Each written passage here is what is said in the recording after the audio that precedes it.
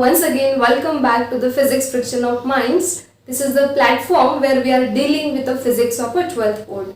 So friends, our chapter is Mechanical Properties of Fluids, which holds the second chapter in your syllabus. And in that we have completed hydrostatic surface tension, and in the last lecture we have started hydrodynamics. ठीक है, सो जो भी basic terms थी hydrodynamics से related वो हमने देखे, types of flows हमने देखे, और सबसे इम्पॉर्टेंट जो एक प्रॉपर्टी है लिक्विड की जिसे हम लिक्विड फ्रिक्शन कहते हैं, दैट इज विस्कोसिटी. ठीक है, सो जितना लिक्विड थिक होगा उसकी विस्कोसिटी उतनी ही ज़्यादा होगी, ये हमने देखा. और एक ही ऐसा लिक्विड है जो नॉन विस्कस है, वो है liquid helium at 2 kelvin, right. और अगर लिक्विड नॉन विस्कस होगा तो हर लेयर की वेलोसिटी सेम होगी, और लिक्विड अगर विस्कस होगा तो हमने देखा जैसे जैसे लेयर्स प्रोसीड होते जाएगी वेलोसिटी इंक्रीज होते जाएगी या चेंज होते जाएगी. ठीक है, तो ये इंपॉर्टेंट टर्म आपको ध्यान में रखना है. अब इस लेक्चर में जो हम डिस्कस करने वाले हैं वो है स्टोक्स लॉ. ठीक है, and this Stokes law is very important. अभी इंपॉर्टेंट कैसे है ये at the end of the lecture में आपको बताऊंगी. तो अभी स्टोक्स लॉ में क्या करना है, हमें डेरिवेशन नहीं देखना है, तो हमें स्टोक्स लॉ का सिर्फ स्टेटमेंट देखना है और डायरेक्टली मैथमेटिकल फॉर्म देखना है. बट ये लॉ बहुत इंपॉर्टेंट है, अगर ये लॉ नहीं होता तो इसके कॉन्सिक्वेंसेस क्या होते हैं ये हम लेक्चर के एंड में डिस्कस करेंगे. ठीक है, सो थोड़ी सी मिस्ट्री बनाए रखते हैं हम, तो इसको हम लास्ट में डिस्कस करेंगे दैट अगर स्टोक्स लॉ नहीं होता तो इसके कॉन्सिक्वेंसेस, नेगेटिव कॉन्सिक्वेंसेस क्या होते हैं. ठीक है, तो अभी हम देखते हैं स्टोक्स लॉ क्या है. सिंपल सा लॉ है. देखो पहले हम यहाँ पे स्टेटमेंट लिखा है हमने, बट पहले हम क्या करेंगे हमारे लोकल लैंग्वेज में इसे डिस्कस करेंगे, उसके बाद हम बुक की लैंग्वेज से इसे रिलेट करेंगे. ठीक है, सपोज आपके पास कोई लिक्विड है, आपके पास क्या है, कोई लिक्विड है इस तरह से. सपोज वाटर है और ये लिक्विड विस्कस है, आपको पता है. ठीक है, सपोज इस लिक्विड में क्या किया आपने, एक स्फीयर, एक स्मॉल स्फीयर ड्रॉप किया. सपोज उस स्फीयर की रेडियस है r, ओके, उस स्फीयर की डेंसिटी है रो, तो आपने, और स्फीयर का मास है सपोज स्मॉल है, तो आपने एक स्मॉल स्फीयर लिया और इस विस्कस लिक्विड में क्या किया, उसे ड्रॉप किया. तो देखो स्फीयर ऐसे नीचे डाउनवर्डली मूव होगा, ये रहा आपका स्फीयर. ये स्फीयर का मास अगर m है तो इस पे एक फोर्स नीचे की डायरेक्शन में लगेगा which is nothing but the weight of the sphere, and what is that, mg, जिसे हम कहते हैं gravitational force in vertically downward direction. Clear है. अब देखो क्या होगा, हमें पता है हर विस्कस लिक्विड एक लिक्विड फ्रिक्शन ऑफर करता है, एक ऑपोजिंग फोर्स ऑफर करता है. उस फोर्स को हम कहते हैं विस्कस फोर्स और विस्कस ड्रैग, राइट. तो यहाँ पे भी स्फीयर के मोशन पे क्या होगा, स्फीयर पे एक ऑपोजिंग फोर्स एक्ट होगा. ये ऑपोजिंग फोर्स कौन लगाएगा, ये विस्कस लिक्विड लगाएगा. ठीक है, अब देखो ये स्फीयर है, ये स्फीयर जब नीचे जाएगा तो इस स्फीयर को क्या लगेगा कि लिक्विड पीछे जा रहा है, मतलब ऊपर जा रहा है, और लिक्विड को क्या लगेगा, स्फीयर का जा रहा है, नीचे जा रहा है. मतलब ये मोशन कैसा है, रिलेटिव है, and where there is a relative motion there offers a force of friction. अब अगर सॉलिड होगा तो सॉलिड फ्रिक्शन रहेगा, यहाँ पे लिक्विड है तो यहाँ पे कौन सा फ्रिक्शन रहेगा, लिक्विड फ्रिक्शन. और उसी लिक्विड फ्रिक्शन को हम कहते हैं विस्कोसिटी. और विस्कोसिटी एक प्रॉपर्टी है लिक्विड की that offers the opposing force, और उस ऑपोजिंग फोर्स को हम कहते हैं विस्कस फोर्स और विस्कस ड्रैग, जो हमने लास्ट लेक्चर में बहुत डिटेल डिस्कस किया है. ठीक है, तो देखो अब ये विस्कस फोर्स कौन ऑफर कर रहा है, this viscous force is offered by this liquid on this small sphere. Now next question, what will be the direction of this viscous force? Okay, अब अगर ये opposing force है तो ये force sphere के motion के exactly opposite direction में रहेगा, जो कि sphere के motion को क्या करेगा, retard करेगा. So अगर sphere ऐसे move हो रहा है तो उस पे opposing force कौन से direction में लगेगा, ये direction में, right. So this is the direction of viscous force, and let that viscous force be denoted by Fv, where F stands for force, suffix V stands for viscous. Clear है. So ये था theoretical concept कि जब भी कोई small sphere ही लेना है, जब भी कोई small sphere आप viscous liquid में drop करोगे तो क्या होगा, ये liquid कोई particular viscosity है तो वहाँ पे लिक्विड एक ऑपोजिट फोर्स प्रोवाइड करेगी स्फीयर पे. उस फोर्स को हम कहते हैं विस्कस फोर्स और विस्कस ड्रैग. और ये अपोजिंग फोर्स होने की वजह से ये स्फीयर के मोशन के एग्जैक्टली अपोजिट डायरेक्शन में रहेगा, जो इस मोशन को क्या करेगा, रिटार्ड करेगा। सो ये रही विस्कस फोर्स की डायरेक्शन। अब टेक्स्ट बुक अगर आप देखोगे तो टेक्स्ट बुक में ये विस्कस फोर्स की डायरेक्शन डाउनवर्ड डायरेक्शन में दी है। आई डोंट नो क्यों दी है, प्रिंट मिस्टेक भी हो सकती है, बट हमें कॉन्सेप्चुअली जानना है। तो स्फीयर का मोशन अगर ये है तो ऑब्वियसली विस्कस फोर्स यही डायरेक्शन में रहेगा क्योंकि वो अपोजिंग फोर्स है, ठीक है। तो अब स्टोक्स लॉ के अकॉर्डिंग क्या है, ये जो विस्कस फोर्स है F V, this viscous force F V is directly proportional to radius of this sphere. Sphere की रेडियस हमने ली small R, right. At the same time they told that this viscous force Fv is directly proportional to velocity of sphere with which it is moving through this viscous liquid, ठीक है। And also stated that again this viscous force is directly proportional to coefficient of viscosity eta of this liquid through which sphere is moving. So ये था simple सा Stokes law का statement. अब statement तो आप easily बस इसे आपको क्या है वर्ड फॉर्म में लिखना है, ठीक है ना। बट सिग्निफिकेंस ध्यान में रखो कि स्टोक्स लॉ का सिग्निफिकेंस क्या है, कि स्टोक्स लॉ ने बताया कि जब भी कोई स्फीयर आप विस्कस लिक्विड में ड्रॉप करोगे तो क्या होगा, उस स्फीयर पे एक विस्कस फोर्स एक्ट होगा जो कि अपोजिंग फोर्स है। तो वो विस्कस फोर्स कितना होगा, उसका मैग्नीट्यूड कितना होगा, ये किसने दिया, तो ये स्टोक्स लॉ ने दिया। ये रहा इसका physical significance. So Stokes law gives us the magnitude of viscous force acting on a sphere when the sphere is dropped inside this viscous liquid। Simple है। अब ये जो तीन फॉर्म है वही स्टेटमेंट हमने यहाँ पे लिखा है, तो अब आप स्टेटमेंट रीड कर सकते हो। देखो, Stokes law states that a viscous force acting on a small sphere falling through a viscous medium is directly proportional to, first factor क्या है, radius of the sphere, second क्या है, वेलोसिटी v, एंड थर्ड क्या है, coefficient of viscosity eta. Clear.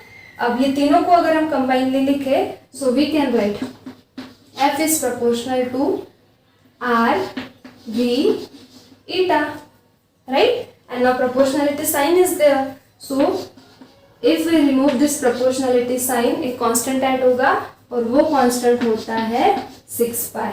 Okay? So this is 6 pi eta R V. So this is a simple mathematical form of a Stokes law.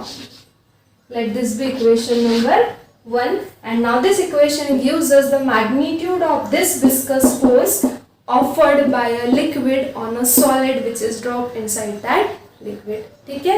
So again I repeat, Stokes law का statement mathematical form ध्यान में रखना is not a big deal, but अगर आपको किसी ने Stokes law का physical significance पूछा तो क्या बताओगे कि ये जो लिक्विड विस्कस फोर्स ऑफर कर रही है उस विस्कस फोर्स का मैग्नीट्यूड कितना होगा, वो किसने बताया, स्टोक्स लॉ ने बताया। Understood. So this is a simple. और ये जो है आपने 11th में डायमेंशनल एनालिसिस पढ़ा है, तो हमने डायमेंशनल एनालिसिस के यूजेस देखे थे। तो एक यूज उसमें देखा था, we can derive the formula by using dimensional analysis. So same formula you can derive. ये तीन चीजें, प्रोपोर्शनलिटी रिलेशन आपको पता है, so you can use a dimensional analysis to prove this formula. Okay, so this is a simple Stokes law, its statement and its mathematical form. Along with that, I have told you a significance of Stokes law.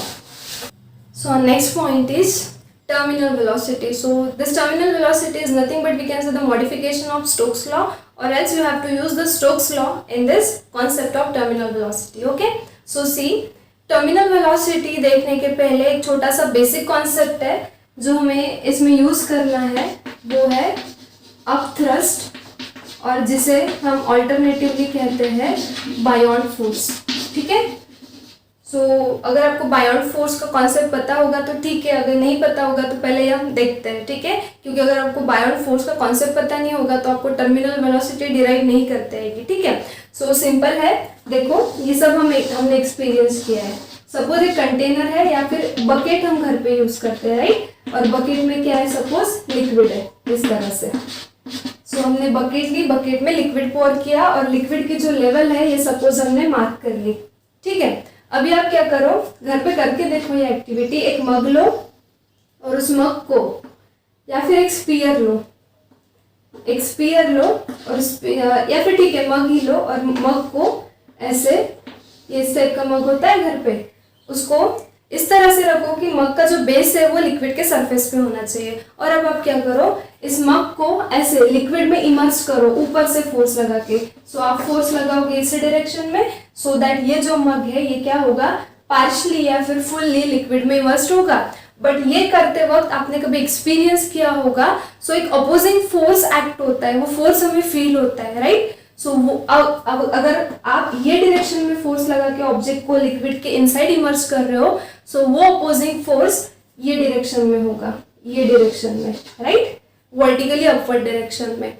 और ये force किसने लगाया, इस fluid ने लगाया इस object पे, और इसी फोर्स को कहते हैं अपथ्रस्ट। थ्रस्ट मतलब आपको पता है normal force, right, and upward, because this force is in vertically upward direction, that's why this is called as a upthrust, which is nothing but the vertically upward force acting on this object, and this force is applied by fluid which is present in a container, ठीक है। so that is called as a upthrust। और ये opposing force actually हमें feel होता है, जिसके वजह से उस मग को लिक्विड में प्रेस करते वक्त, इमर्स करते वक्त हमें थोड़ी सी प्रॉब्लम होती है, क्योंकि एक अपोजिंग फोर्स वहां पे हमें फील होता है, राइट। उसी अपोजिंग फोर्स को कहा जाता है अपथ्रस्ट। वो अपोजिंग फोर्स फ्लूइड ने अप्लाई किया, और किस पे अप्लाई किया, जो ऑब्जेक्ट हम फ्लूइड में इमर्स कर रहे हैं उस ऑब्जेक्ट पे अप्लाई किया, ठीक है। तो ये हो गया अपथ्रस्ट या फिर बायोंट फोर्स का कॉन्सेप्ट। इसे हम हमारे डेरिवेशन में Fu से डिनोट करेंगे, where F for the force and U for a upthrust, right? Okay, so this is notation। अब नेक्स्ट क्वेश्चन ये है कि अपथ्रस्ट का मैग्नीट्यूड कितना होगा, राइट। तो देखो ये लेवल आपने मार्क की थी, बट जैसे ही अब आप इस कंटेनर को या फिर इस मग को लिक्विड के इनसाइड इमर्ज करोगे तो क्या होगा, ये जनरल ऑब्जर्वेशन है। जब भी कोई कंटेनर में एक आधा ऑब्जेक्ट हम इमर्ज करते हैं तो लिक्विड की लेवल ऊपर चढ़ती है, राइट। सो सपोज यहाँ पे भी लिक्विड की जो लेवल है वो सपोज इतनी ऊपर चढ़ी, इतनी, सो यहाँ तक। जैसे ही ये मग इनसाइड द लिक्विड इमर्स्ड हुआ तो क्या हुआ, लिक्विड ने इस ऑब्जेक्ट पे एक अपोजिंग फोर्स लगाया वर्टिकली अपवर्ड डायरेक्शन में, जिसे हमने कहा अपथ्रस्ट और बायोंट फोर्स। अब इसके वजह से क्या हुआ, as soon as this object get immersed inside the liquid, what happens, the level of the liquid get rises. तो लिक्विड, इतने अमाउंट से लिक्विड क्या हुआ, ऊपर डिस्प्लेस्ड हुआ, राइट। सो जितना लिक्विड डिस्प्लेस्ड होगा, जितना अमाउंट ऑफ लिक्विड, अब अगर हमें ये मेजर करना है तो क्या करो, यहाँ पे एक छोटा सा आउटलेट बनाओ और यहाँ से क्या करो, यहाँ पे एक दूसरा कंटेनर रखो, और ये डिस्प्लेस्ड हुआ हुआ जो लिक्विड है, क्योंकि इनिशियल लेवल तो हमने मार्क करके रखी है ना, तो आप क्या करो, ये डिस्प्लेस्ड हुआ हुआ लिक्विड जो है वो इस कंटेनर में कलेक्ट कर लो, ठीक है, यहाँ तक, जब तक लेवल यहाँ तक फॉल नहीं होती, मतलब इतना है हमारा डिस्प्लेस्ड हुआ हुआ लिक्विड। अब इस कंटेनर को एक वेइंग बैलेंस पे रखो और इसका जो वेट है वो मेजर करो। सपोज इसका वेट है 5 न्यूटन, इस डिस्प्लेस्ड लिक्विड का वेट है 5 न्यूटन। सो जितना लिक्विड डिस्प्लेस्ड होगा उतना ही बायोंट फोर्स का भी मैग्नीट्यूड होगा। Means बायोंट force is nothing but weight of liquid displaced, and you know that weight is nothing but m into g. So this is the magnitude of Buoyant force, which is nothing but the weight of the liquid displaced when any object is immersed inside the liquid partially or completely. Okay, अब देखो, we are talking about the liquid, right? Because Buoyant force is applied by a liquid. अब यहाँ पे ये formula हमें मिला बायोंट force का, that is nothing but the weight of the liquid displaced. जितना अमाउंट ऑफ लिक्विड डिस्प्लेस्ड होगा, जितना उस डिस्प्लेस्ड हुए लिक्विड का वेट होगा, उतना ही बायोंट फोर्स का या अपथ्रस्ट का मैग्नीट्यूड होता है, right. So weight is nothing but m into g, but ये मास किसका है, ये लिक्विड का है, राइट। अब सपोज हमने लिक्विड की डेंसिटी ली सिग्मा। अब डेंसिटी जो है वो हम रो से डिनोट करते हैं, बट यहाँ पे दो डेंसिटी हमें लेनी है, तो हमने सपोज फ्लूइड की डेंसिटी सिग्मा ली। सो हम सिग्मा इक्वल्स टू क्या लिख सकते हैं, mass upon volume, where v is the volume of liquid displaced, sigma is the density of liquid and m is the mass of liquid. Okay, so I can write m as sigma into V, right? Where sigma is the density of fluid, right? So यहाँ पे m की जगह पे I can write sigma into V into ये G as it is, right? So this is the formula of Buoyant force Fu. समझा? So ये रहा Buoyant force का कॉन्सेप्ट. मैंने Buoyant force का कॉन्सेप्ट आपको बताया. Buoyant force का मैग्नीट्यूड कितना होगा ये आपको बताया, और उसे हम मैनिपुलेट करके डेंसिटी के फॉर्म में ये लिख सकते हैं. ठीक है. तो ये चीज़ अब हम फिर से डेरिवेशन में रिपीट नहीं करेंगे, क्योंकि हमने यहाँ पे इसका डिटेल एक्सप्लेनेशन दे दिया है कि अब Buoyant force का magnitude is nothing but the weight of the liquid displaced. Weight is mg and m can be written as density into volume. So this is the formula of Buoyant force, which is nothing but sigma into V into G.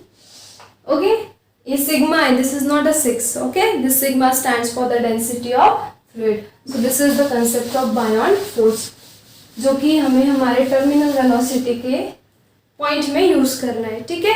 अब हम directly Buoyant force की ये value use करेंगे. Okay. सो अब देखते हैं terminal velocity मतलब क्या. स्टोक्स लॉ में हमने देखा कि जब भी कोई विस्कस लिक्विड में, जब भी कोई, सपोज ये हमारा विस्कस लिक्विड है इस तरह से, जब भी कोई विस्कस लिक्विड में क्या करते हैं हम, कोई स्फीयर को ड्रॉप करते हैं, तो हमने देखा क्या होता है, ये स्फीयर का जितना भी मास होगा, सो वर्टिकली डाउनवर्ड डायरेक्शन में क्या होगा, gravitational force, that is nothing but the weight, and we write weight as mg. So let this be denoted by Fg, where F is the gravitational force. Okay, F stands for the force and G for the gravitational. So let this be Fg, और Fg मतलब कितना रहेगा, m into g. ठीक है. So ये एक force हुआ. उसके बाद हमने देखा स्टोक्स लॉ में कि जब भी कोई स्फीयर को हम लिक्विड में इमर्स करते हैं तो क्या होता है, ये लिक्विड ये सॉलिड स्फीयर और ये लिक्विड, इनके बीच में रिलेटिव मोशन है, और करके लिक्विड क्या करती है, स्फीयर पे अपोजिंग फोर्स अप्लाई करती है, राइट. और वो अपोजिंग फोर्स, स्फीयर अगर ये डायरेक्शन में नीचे मूव हो रहा है तो ये अपोजिंग फोर्स की डायरेक्शन क्या रहेगी, उसके exactly opposite. So this will be the direction of opposing force, और उसी अपोजिंग फोर्स को हम कहते हैं viscous force, right. So this is the second force acting on sphere. एक फोर्स तो है उसका weight mg acting vertically downward, another force is viscous force which is opposing force acting vertically upward. ठीक है. अब रिसेंटली हमने Buoyant force का concept देखा कि जब भी कोई ऑब्जेक्ट को हम लिक्विड में इमर्स करते हैं पार्शियली या फिर फुल्ली, तो वो लिक्विड क्या करती है, उस ऑब्जेक्ट पे अपवर्ड डायरेक्शन में एक फोर्स लगाती है, और उस फोर्स को हमने कहा अपथ्रस्ट और Buoyant फोर्स, राइट. सो Buoyant फोर्स, ये जो लिक्विड स्फीयर पे Buoyant फोर्स लगाएगा उसकी डायरेक्शन क्या होगी, वर्टिकली अपवर्ड. ठीक है. सो ये हो गया तीसरा फोर्स Fu. ओके. सो इस तरह से स्फीयर पे, जिस स्फीयर को हमने लिक्विड में इमर्स किया, स्फीयर पे 3 फोर्सेस एक्ट हो रहे हैं. एक तो उसका वेट, इसे तो इग्नोर किया ही नहीं जा सकता. दूसरा फोर्स लगा रहा है ये liquid, that is opposing force that we call as a viscous force or a viscous drag, और ये force है Fu means a Buoyant force. This is offered by a liquid on this solid sphere. ठीक है. सो इस तरह से अब ये फोर्स का मैग्नीट्यूड हमने पहले ही लिख दिया, क्योंकि हमने ऑलरेडी एक्सप्लेनेशन दे दिया है. अब Fg जो है, Fg ये क्या है, Fg ये है gravitational force, that is nothing but the weight of that sphere, and weight is nothing but equals to, I can write Fg is nothing but weight of sphere, right. जितना sphere का mass होगा उसके according इसका जो weight है ये vertically downward act होगा, that is nothing but gravitational force Fg, that is weight of sphere. अगर स्फीयर का मास m होगा, so I can write weight as mg, right. So see अब सिग्मा जो है हमने फ्लूइड की डेंसिटी ली है, यहाँ पे हम लिख देते हैं सिग्मा जो है it is density of fluid. अब ये स्फीयर है, अब ये जो वेट है ये फ्लूइड का थोड़ी है, ये वेट किसका है, ये वेट स्फीयर का है. सो स्फीयर की डेंसिटी हम ले लेते हैं रो. तो रो क्या है, डेंसिटी ऑफ स्फीयर. सो ये दो चीजें आपको ध्यान में रखनी है, तो don't get confused. Okay. So now here again I can write the density of sphere rho as density equals to mass upon volume. So this m is the mass of sphere, v is the volume of sphere, and rho is the density of sphere. So I can write m as rho into v. Understood? So देखो यहाँ पे अब Fg equals to m की value में density के form में लिख सकती हूँ rho into v और ये g, राइट. सो ये हो गया मैग्नीट्यूड Fg का, that is nothing but the weight of the sphere acting vertically downward. Understood? So ये भी वैल्यू हम यहाँ पे लिख देते हैं. ओके, कितनी होंगी? Density, now here density is rho, v volume is v and g is g. Okay, so ये हो गई Fg की वैल्यू. अब थर्ड जो है फोर्स, वो कौन सा है? ये विस्कस फोर्स. स्टोक्स लॉ में हम देख चुके हैं कि विस्कस फोर्स का मैग्नीट्यूड कितना होता है? 6 pi eta R we, right. अब देखो यहाँ पे भी v है, यहाँ पे भी v है, यहाँ पे भी v है. ये v वॉल्यूम ऑफ लिक्विड है, ये v volume of solid sphere है, और ये v वेलोसिटी है, velocity of sphere with which it is moving inside the viscous liquid. ठीक है, तो ये तीनों जो फोर्सेस इस स्फीयर पे एक्ट हो रहे हैं, तीनों के जो मैग्नीट्यूड्स है वो हमने पता कर लिए. ओके, सो डेरिवेशन में हमें ये यूज करना है. सो मैंने यहाँ पे लिख के रख दिया. अब जो है टर्मिनल वेलोसिटी का थ्योरेटिकल कॉन्सेप्ट हम पहले समझ लेते हैं. देखो मैंने आपका बेसिक पूरा क्लियर करवा दिया. अगर ये बेसिक चीजें ही आपको पता ना होती, मैं अगर डायरेक्ट बायोंट फोर्स की वैल्यू यूज कर लेती, बट ये बायोंट फोर्स क्या होता है, इसका मैग्नीट्यूड कैसे आया, ये आपको पता ना होता, सो डेरिवेशन आपको समझ में नहीं आता, राइट. सो हमने बेस पहले पक्का कर लिया. अब हम थ्योरेटिकली देखेंगे कि टर्मिनल वेलोसिटी होती क्या है, और फिर उसको डिराइव करना is not a big deal. 3 to 4 steps में डिराइव हो जाएगा. ठीक है, तो अब देखो यहाँ पे 3 फोर्सेस है. आपका पहला फोर्स है Fu, पहला फोर्स है Fu जिसकी वैल्यू है सिग्मा Vg. अब सिग्मा जो है फ्लूइड की डेंसिटी है, कांस्टेंट रहेगी. V जो है it's a density, it's a volume of fluid displaced, constant रहेगा. G is acceleration due to gravity, constant. मतलब अगर सारी टर्म कांस्टेंट है, मतलब ये फोर्स क्या है? कांस्टेंट है. ओके, दूसरा फोर्स जो है वो Fg, उसका फॉर्मूला है रो Vg. कैसे आया ये हमने पहले ही बता दिया. Density of sphere, sphere constant है, डेंसिटी कांस्टेंट रहेगी, स्फीयर का वॉल्यूम कांस्टेंट रहेगा, G तो कांस्टेंट ही है, मतलब ये फोर्स भी कैसा रहेगा? कांस्टेंट रहेगा, राइट. सो ये फोर्स और ये फोर्स हमारा फिक्स्ड है. ठीक है, तो अब देखो थ्योरेटिकल कॉन्सेप्ट क्या है. ये है हमारा स्फीयर जो कि है लिक्विड में, इस तरह से लिक्विड में. ठीक है, नीचे से उस पर लग रहा है Fg. सो सपोज इस Fg की वैल्यू हम कंसिडर कर लेते हैं 100 न्यूटन. ठीक है, ऊपर से लग रहा है, ऊपर से 2 फोर्सेस लग रहे हैं. एक है हमारा बायोंट फोर्स Fu या फिर अपथ्रस्ट, इसकी वैल्यू सपोज हम ले लेते हैं 10 न्यूटन.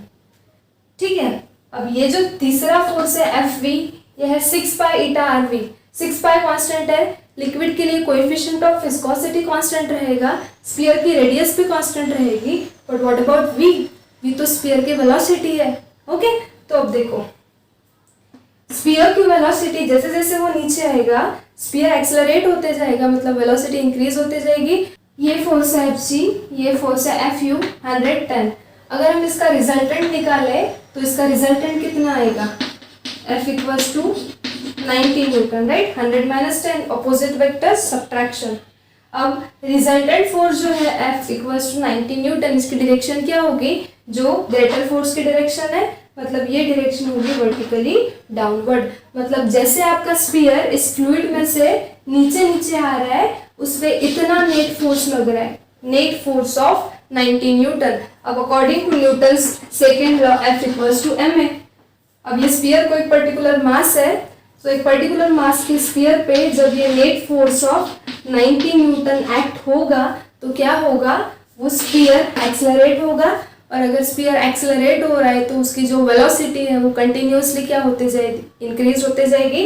मतलब ये स्फीयर जो आपका फ्लूइड में से नीचे नीचे आएगा तो उस पे ये नेट फोर्स लग रहा है 90 न्यूटन का, जिसके वजह से वो स्फीयर एक्सेलरेट होगा और उसकी जो वेलोसिटी है वो कंटिन्यूअसली इंक्रीज होते जाएगी नीचे नीचे, राइट. ये कॉन्सेप्ट आपको समझ में आ चुका है. अब ये देखो यहाँ पे ये 6 पाई ईटा आर सब कांस्टेंट है, मतलब your viscous force is directly proportional to velocity.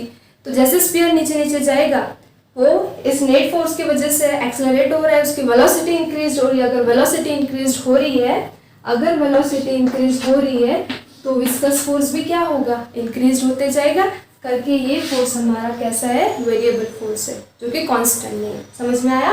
अब देखो फिर से कॉन्सेप्ट। इनिशियली जब आपका स्फीयर आपने जस्ट ड्रॉप किया है, जस्ट ड्रॉप जब हम करते हैं तो वेलोसिटी कितनी होती है, 0।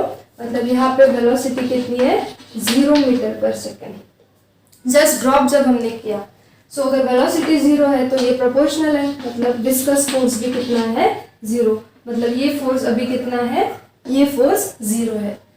अब जैसे जैसे स्फीयर नीचे जा रहा है उस पर ये नेट फोर्स लग रहा है, जिसकी वजह से वो एक्सेलरेट हो रहा है, जिसकी वजह से उसकी वेलोसिटी इंक्रीज हो रही है। So suppose at second interval of time velocity increase हो गई सपोज 10 मीटर पर सेकेंड। अगर वेलोसिटी बढ़ रही है तो ये फोर्स भी बढ़ेगा, तो सपोज ये फोर्स भी हो गया 10 न्यूटन।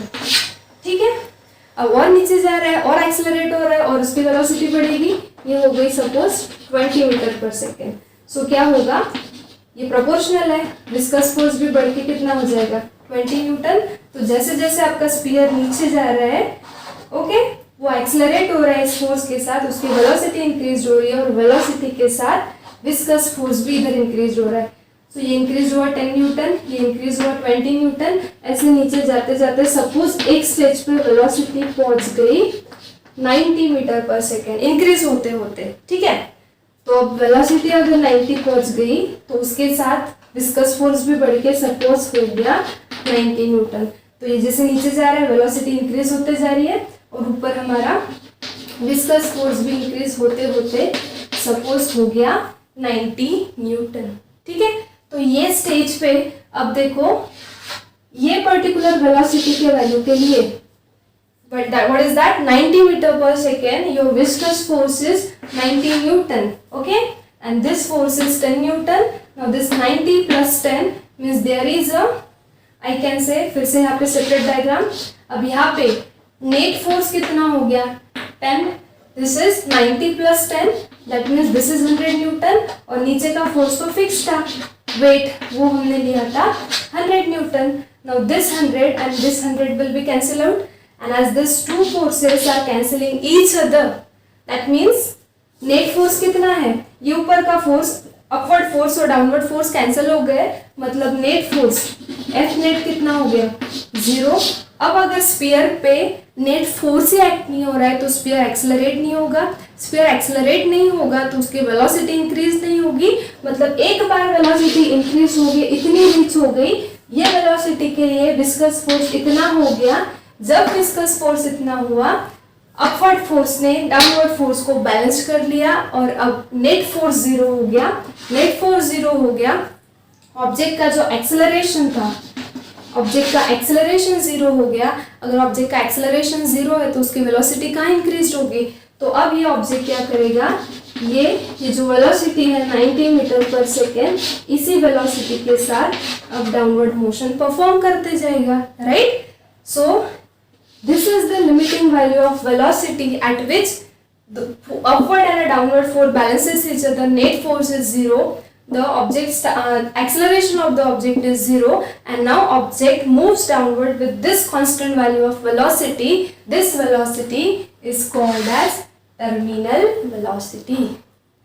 So ये था terminal velocity का concept. Okay, so I just hope आपको terminal velocity का theoretical concept समझ में आ गया है। ठीक है, तो अब देखो, अगर आपको ये थ्योरेटिकल कॉन्सेप्ट समझ में आ चुका है तो डिराइव करना कोई बड़ी बात नहीं है। अब टर्मिनल वेलोसिटी पे क्या हो रहा है, टर्मिनल वेलोसिटी पे ये दोनों फोर्सेस ने इसको बैलेंस कर लिया, तो मैथमेटिकल फॉर्म हम लिख देंगे, ये दोनों की एडिशन इक्वल्स टू दिस।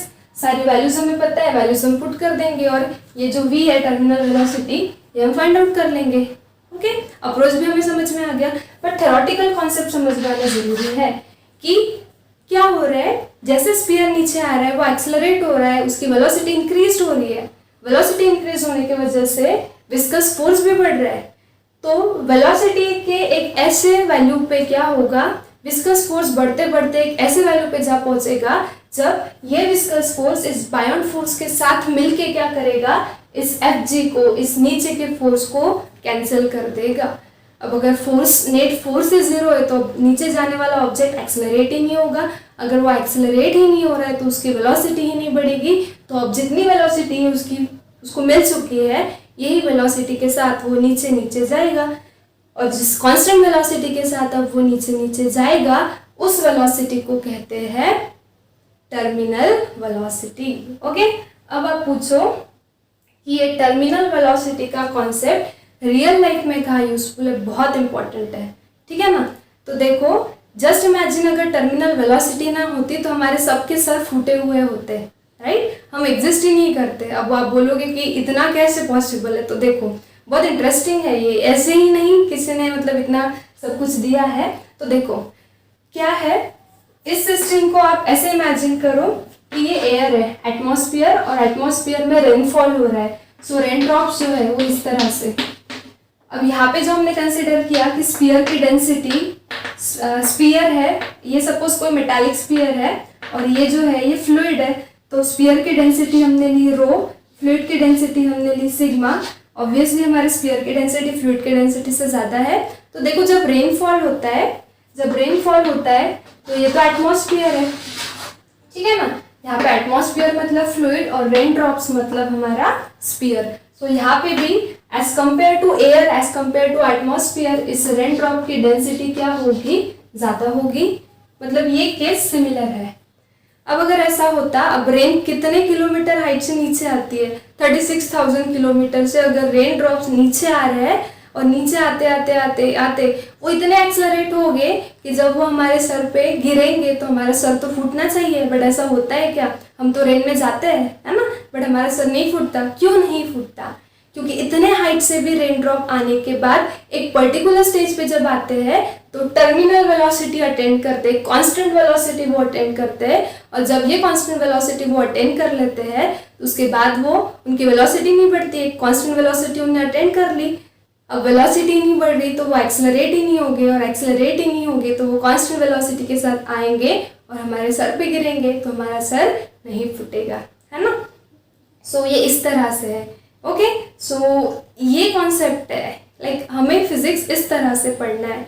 अब टर्मिनल वेलोसिटी, ऐसा हेडिंग देख के तो लगता है कि एक सिंपल सा कोई पर्टिकुलर एक छोटा सा कॉन्सेप्ट होगा, बट ये इतना मिस्टीरियस कॉन्सेप्ट है कि जस्ट इमेजिन ना कि टर्मिनल वेलोसिटी नहीं होती तो हमारे सबके सर फूटे हुए होते, क्योंकि इतने हाइट से आने वाला रेन ड्रॉप नीचे तक अगर एक्सेलरेट होके आता तो इतना एक्सेलरेट हुआ हुआ रेन ड्रॉप जब हमारे सर पे गिरता तो सर तो ऑब्वियसली फूटता, बट नहीं होता है। क्यों?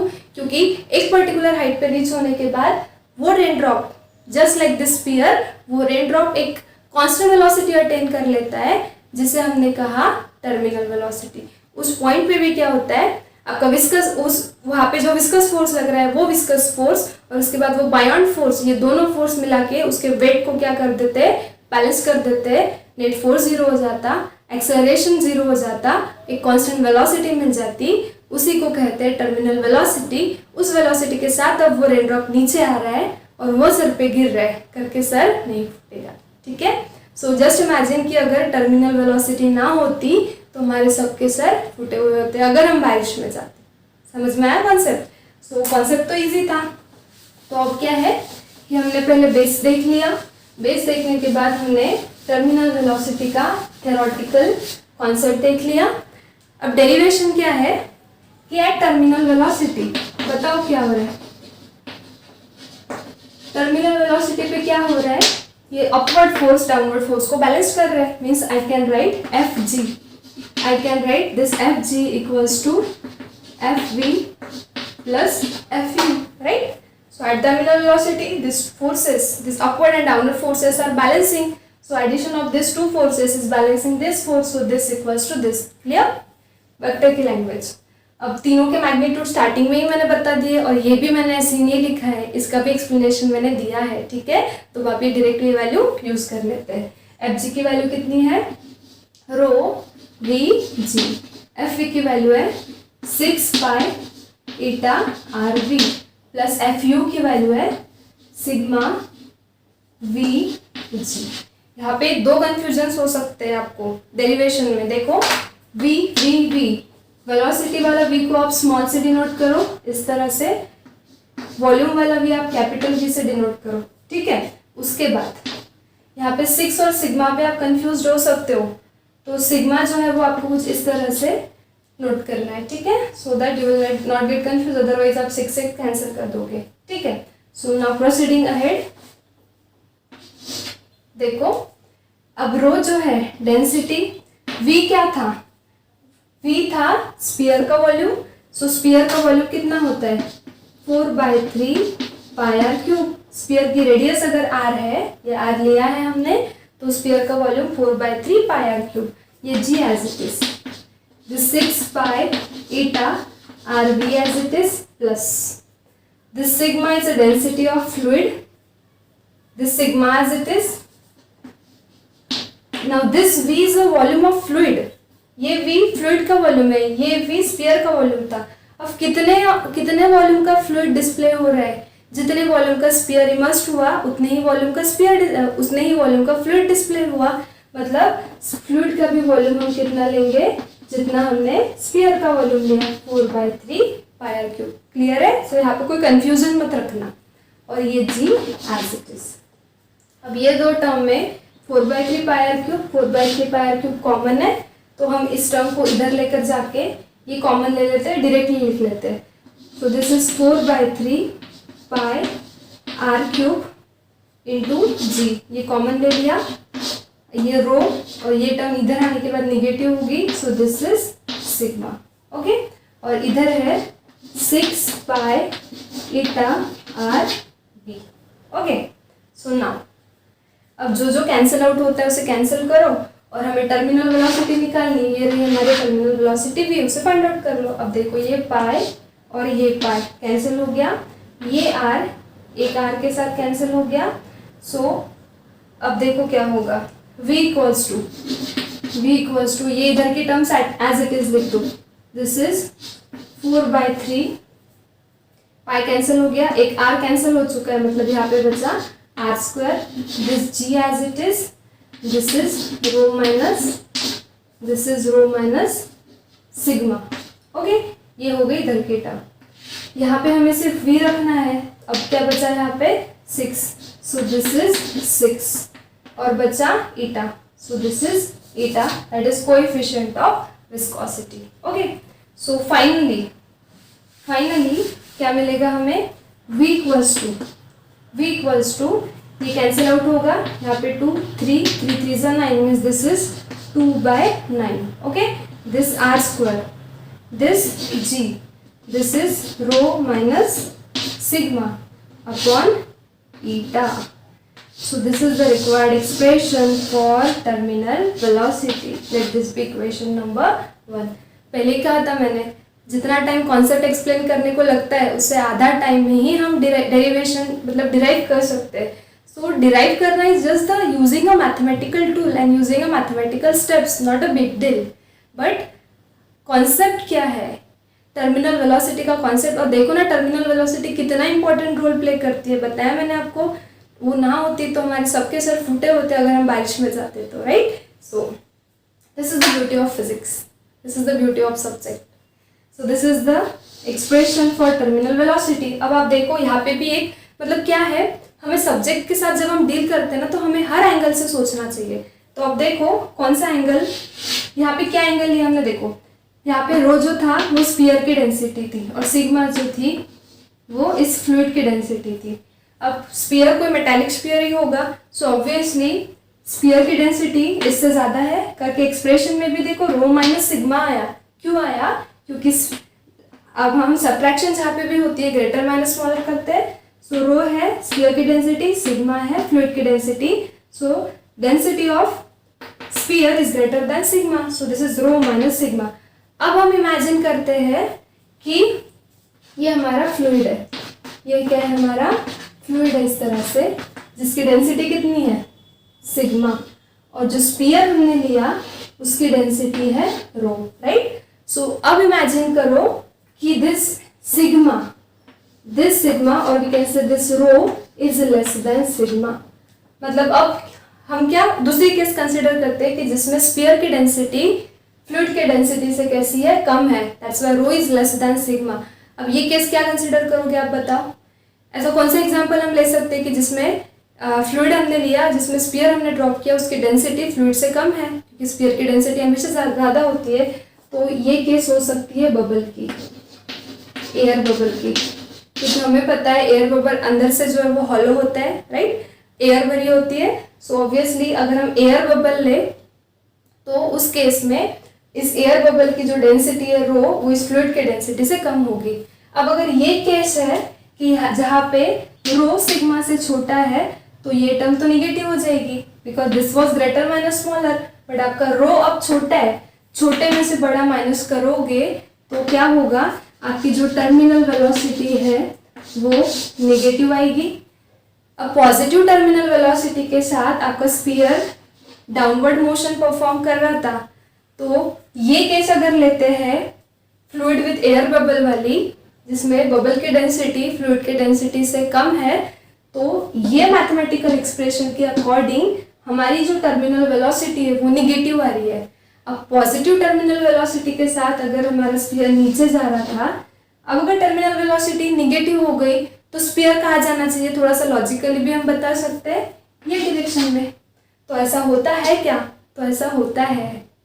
एयर बबल अगर आपने कभी देखा होगा फ्लूइड में एयर बबल, तो एयर बबल कभी नीचे नहीं जाता है, वो ऊपर ही जाता है।